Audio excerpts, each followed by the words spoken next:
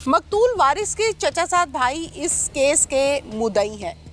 मुद्दई मुकदमा क्या कहते हैं वारिस के हवाले से ये हम इनसे बात करते हैं। अस्सलाम वालेकुम। वालेकुम सलाम। क्या हाल चाल है, आप ठीक हैं? अल्लाह का शुक्र। वारिस के हवाले से बताइए कि वारिस की ज़िंदगी कैसी चल रही थी? वारिस की ज़िंदगी बहुत अच्छी चल रही थी। ये बस उनके किराएदार उसने रखा था बैठक में अपनी में, वो किराएदार जो रखा है तो उसका ना उसकी बीवी के साथ उसके ना तल्लुकात बन गए थे, जिसकी वजह से वो बीवी अपनी को वारिस मारता था, वो जाके चढ़ाता था, ऐसे उसका आना जाना बन जाहिर है वो मना करता होगा अपनी बीवी को कि ना करो इस तरह। जी जी।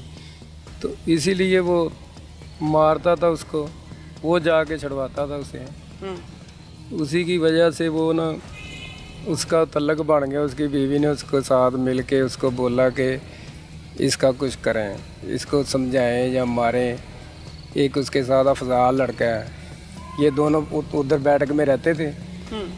ये उसको बोलती है कि इनको थोड़ा सा मारो या जैसे भी है ना, ये मुझे रोज़ ऐसे जो मारता पीटता है ना, ये मेरी जान छड़ाएं इससे। तो उन्होंने एक दिन इसको शाम को रात को ले गए हैं कहीं इधर शरकपुर वाली तरफ। तो उधर आके उन्होंने ना रात को उसके ये पीछे फैर मार दिया। तो ये फैर मार के दोनों ही घर चले जाते हैं। तो इसकी बीवी को जाके बताते हैं हम उसको मार रहे हैं, अगर तुमने भी किसी को बताया तो आपको भी मार देंगे। हो सकता है ऐसे ही उन्होंने कहा हो, आपके बच्चों को भी मार देंगे, तो आपने किसी को बताना नहीं। तो हम ऐसे कुछ चलता रहा केस। ये पुलिस वालों के पास लाश मिली, इनको किसी ने बताया कि इसको एक लड़के को गोली लगी है, तो आप जाएं उधर पड़ा है। ये गए हैं मोहम्मद सैन वगैरह, इन्होंने जाके हॉस्पिटल ले गए हैं। ये सांसें अभी चल रही थी? हाँ सांसें चल रही, तो ये जनरल हॉस्पिटल ले गए हैं जी। उधर जाके इन्होंने उसकी केयर की है, लेकिन वो गोली इतना खून निकल चुका था, 4 बजे उसकी डेथ हो गई है। इन्होंने इधर ला के कब्रिस्तान में दफना दिया है, लावारस करके लाश उसकी। उन्होंने इसके हाथ काटे हैं, इसका फिर फिंगरप्रिंट लिए हैं, फिंगरप्रिंट से इनका ड्रेस मिला है। ठीक है, ताकि पता चल सके ना कौन है। हाँ, उसकी जेब में कोई आईडी कार्ड भी नहीं था, कोई शय नहीं थी। ये कहाँ का कानून है कि कोई गैर मर्द, कोई किराएदार आपके शौहर को समझा रहा है कि आप अपनी बीवी को ना मारा करें, और इस बात पर मारता है या मना करता है कि उसके गैर आदमी के साथ ताल्लुकात है, तो वो तो अपनी जगह जायज उसको समझाता था, मना करता था ना। तो बस इसकी वजह से वो उसने नहीं, चचा के बेटे ने हमें बताया ही नहीं कि हमारी बीवी का ये मसला है, मैं उससे तंग हूँ। कभी उसने पर्दा डालता रहा, घर बसाता रहा। जी। अब मुझे मकतूल के बारे में बताइए, अपने भाई के बारे में बताइए कि आपका उसके घर कितना का आना जाना था? बिल्कुल नहीं था, हम खुशी गमी में जाते थे। एक हमारा चचा का लड़का था, एक बेटी थी उनकी। हाँ। वो अपने घर, उसका भी मियाँ फोत हो चुका है बेचारी का। ठीक है। तो ये वारिस था, इसकी जवान बीवी है, हम नहीं जा सकते इसके घर। मदीहा की वजह से, भाभी की वजह से कि भाभी जवान है, हमने नहीं जाना। लोग कहेंगे ये क्यों आते हैं इधर उधर। हमने कभी वो मोहल्लेदार कह देना कि अभी कोई सलामत है जिसका हमारा कोई भी भाई उनके घर नहीं जाता। ठीक है। वारिस हमारे घर में आ जाता था। ठीक है। ठीक है ना, हम नहीं जाते थे जब खुशी गमी में जाते थे कोई हो तो।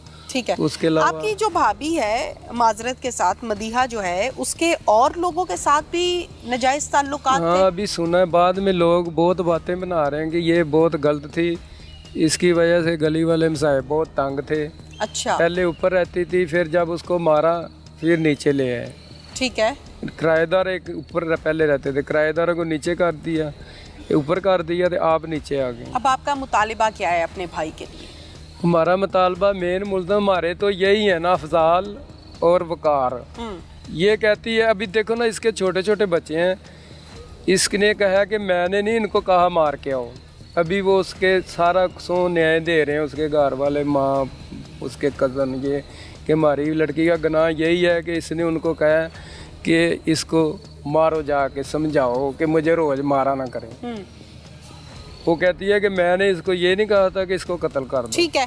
आपने ये कहा था या आपने ये नहीं कहा था? आपका घर जब घर से लापता है आपका शौहर, तो फिर आपका काम नहीं बनता पुलिस को बताना, राब्ता करना किसी से कि मेरा शौहर मिल नहीं रहा? सवालिया निशान है ना। जी जी, नहीं उन्होंने नहीं बताया, किसी को नहीं पता। वो नहीं कह रही राब्ता किया ना मदीहा ने, ना पुलिस से किया ना किसी और किसी से नहीं किया ना कि मेरा शौहर नहीं मिल रहा। हाँ, वो बस जो भी पूछता था कहती थी कि वो काम पे गया हुआ है, हफ्ते बाद आ जाता है खर्चा। ये अभी कहती है कि जब पकड़े गए ना, जब कहती है कि इन्होंने मुझे धमकियां दी हुई थी कि हमसे वो गलती से मार गया, हमने वो हमारे साथ लड़ रहा था, हाथोपाई कर रहा था, हमने उसको गोली मार दिया है। ठीक है, गोली मार दी है, वो पता नहीं मरता है बचता, हम उसको छोड़ आए उधर।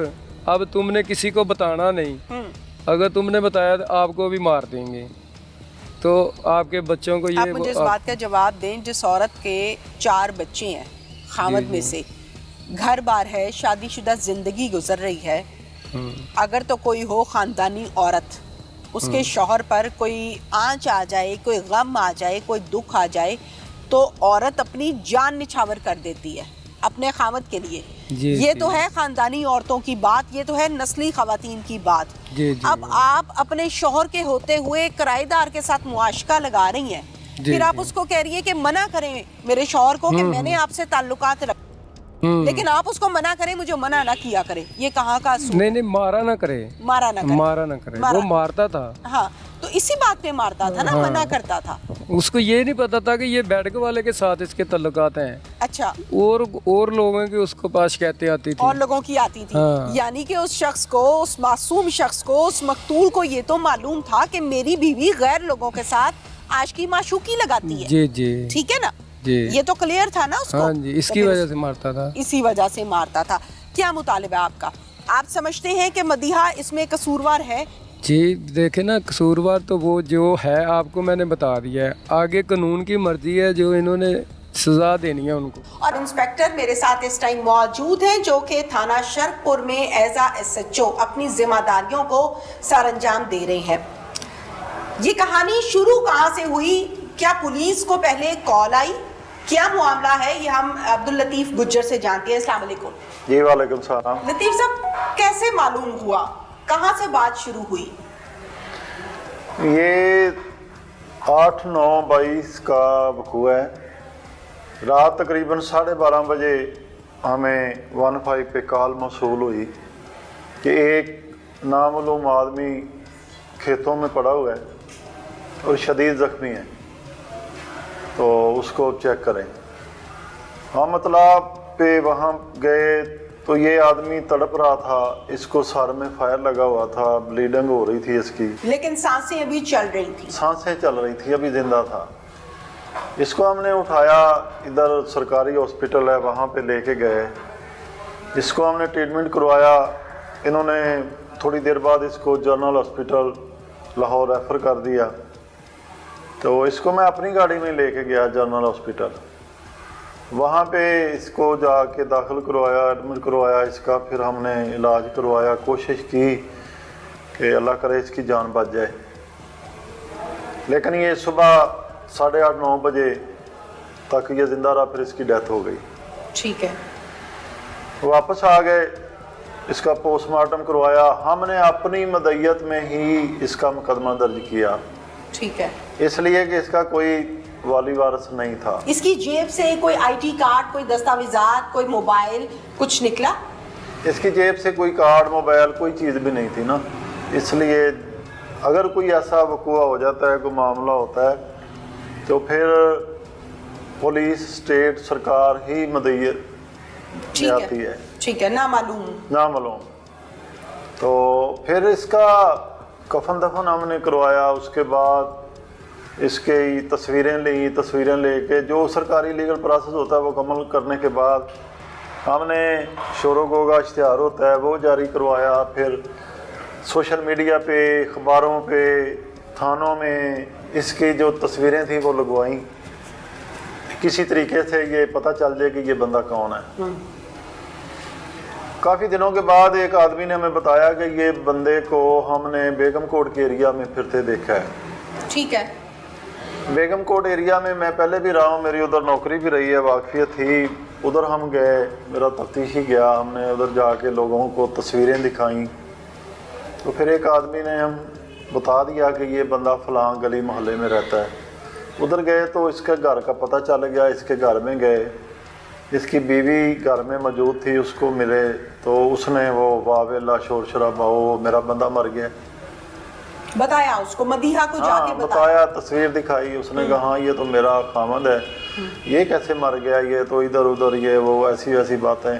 तो उसकी बातों से बंदा जो समझता है ना, जो थोड़ी बहुत ही सूझ बूझ रखता है, वो हमें समझ आ गई कि ये जो बातें कर रही है ना, इसमें कोई गड़बड़ लग रही है। तो फिर हम आ गए, हमने अपने तरीके से मोहल्ले से पता किया कि ये औरत कैसी है, इसका किसके साथ तल्लक है, इसका चाल चलन कैसा है। फिर हमें पता चला कि इनके घर में एक बैठक नुमा कमरा है, वो किसी को इन्होंने रेंट पे दिया हुआ है। उस कमरे में एक वकार नामी लड़का रहता है जो रहीम यार खान लियाकतपुर का रहने वाला है। वो लड़का जिस दिन से आप कह रहे हो ये बंदे का मर्डर हुआ है, उस दिन से वो गायब है। ठीक है। और वो कभी कभार आता है, चक्कर लगाता है, चला जाता है, इस औरत को मिलके चला जाता है। लगता ये है कि हो सकता है ये मुलव्वस न हो। हमने उस आदमी की तलाश शुरू कर दी। ये भी डर था कि अगर ये मिस हो गया तो रहीम यार खां चला जाएगा तो फिर ये मिलेगा नहीं। तो असल में ये जो अंधा कत्ल था, ब्लाइंड मर्डर था, ऐसे केसों में हमने देखा है, हमारा तजर्बा है कि अल्लाह ताला मदद करते हैं पूरे मामलात में, पूरी तफ्तीश में। तो अल्लाह ने करम किया, हमने 15-20 दिन के बाद लोकेटर की गाड़ियां डीपीओ साहब को कह के मंगवाई, बड़ा कुछ किया इसके पकड़ने के लिए। फिर ये बंदा हमारे काबू आ गया। ठीक है। जब इसको हमने पकड़ा है तो फिर वो बीबी जो है वो गायब हो गई।